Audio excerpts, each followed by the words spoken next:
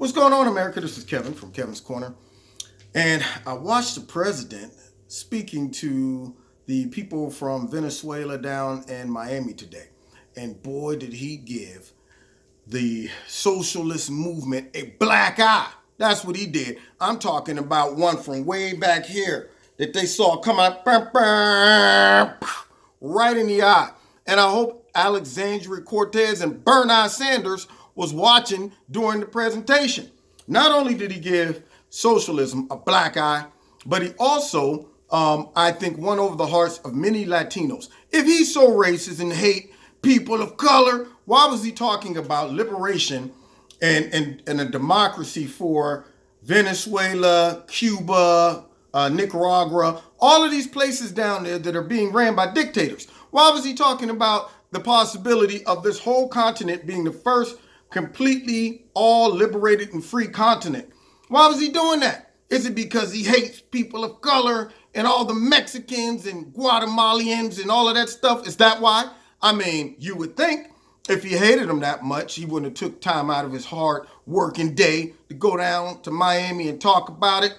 And he wouldn't be talking about sending aid down there to what's going on in Guatemala. He wouldn't have been hinting to the fact that if the military stopped that aid again, we're going to put our foot in their tail. He wouldn't have been talking about that. Why would he risk American lives for all of these dirty, nasty Hispanics that he hate and want to keep out of our country?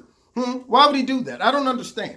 Why would he bring up mothers that lost, sons because their son stood against, the regime and all of that stuff? And he wouldn't do that stuff. And now there's a situation where people that are being persecuted and killed from Guatemala because of their political beliefs, they asked about being refugees. Now, see, this is a case where you really have a cause to become a refugee or a plea for some type of asylum, because these are legitimate cases.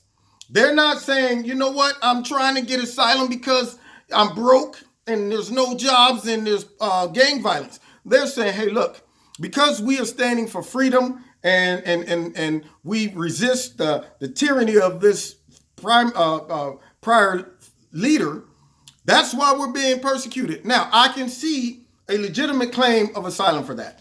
All Trump wants is law and order for all of those out there that fell for the okie doke from the liberal media and the corrupt Democrats, trying to make it seem like he wants borders secured because he hates people of color and he's racist.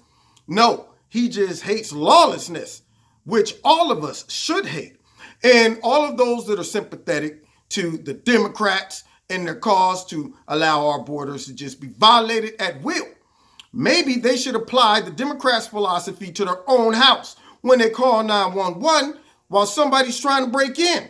And 911 say, now, ma'am, just calm down now. Are you racist? What? No, there's somebody breaking in my house. Well, ma'am, is it a person of color or not? I don't know. What does that matter? What matters? Because, see, if they're a person of color, they may be coming in just for a better life. A better life. Look, you know what? If I ever get my hands, if I live and survive this, I'm going to put my foot, hello. Yeah, so why don't they just live by that philosophy? Or have the Democrats and the liberal media made normal Americans dumb enough to be distracted from how this would apply in their own life? You wouldn't let somebody just come in your house talking about, well, I don't want to judge them and I don't want to seem like I'm racist. No, you wouldn't do that. So why do you think we as a country should do it? And so President Trump and his presentation today was wonderful. It was nicely spoken. People embraced it. They were cheering.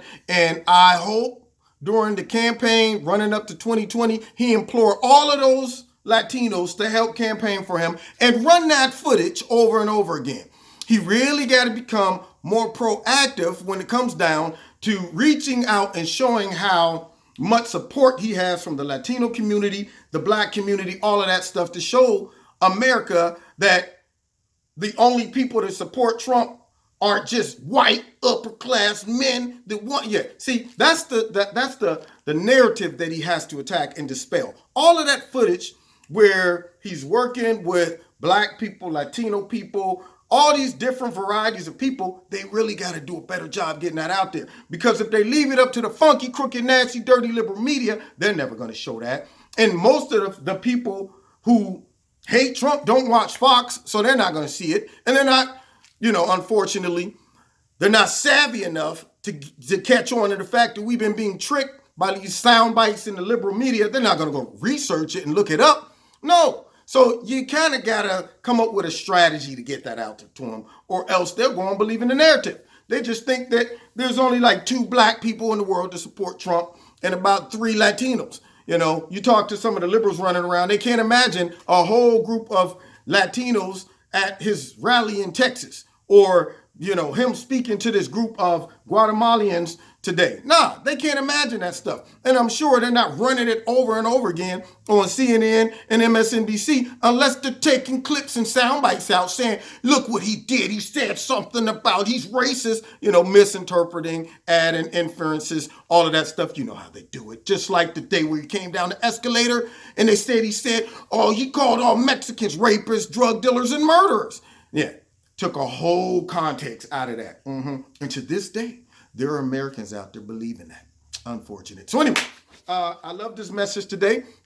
And I hope that this is a turning point when it comes down to the support that he's receiving from not only the Latinos, but I hope some black people catch on board too. Because I heard the numbers in the Latino community has risen.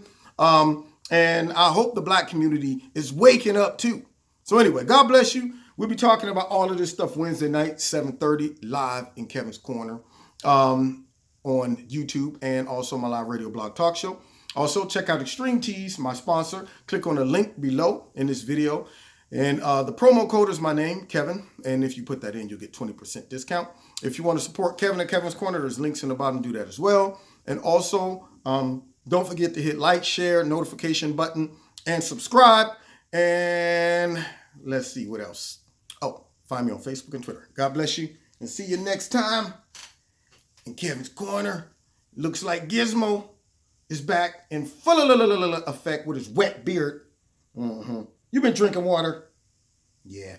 I'm going to tell you right now, though, the dog of color and the white dog of privilege, they're not feeling Gizmo. Yeah, he's been ostracized. They're not embracing him and loving him. He's not feeling the love. So I'm still warming him up. I can't even put him around him. I'm afraid that I'm going to come back and he'd be, dead or something. And I'm like, hey, then everybody got to pay the price after that because I paid too much for Gizmo. Anyway, we'll work on him, though. They're just jealous because he's cute. Anyway, see you guys next time in Kevin's Corner. God bless.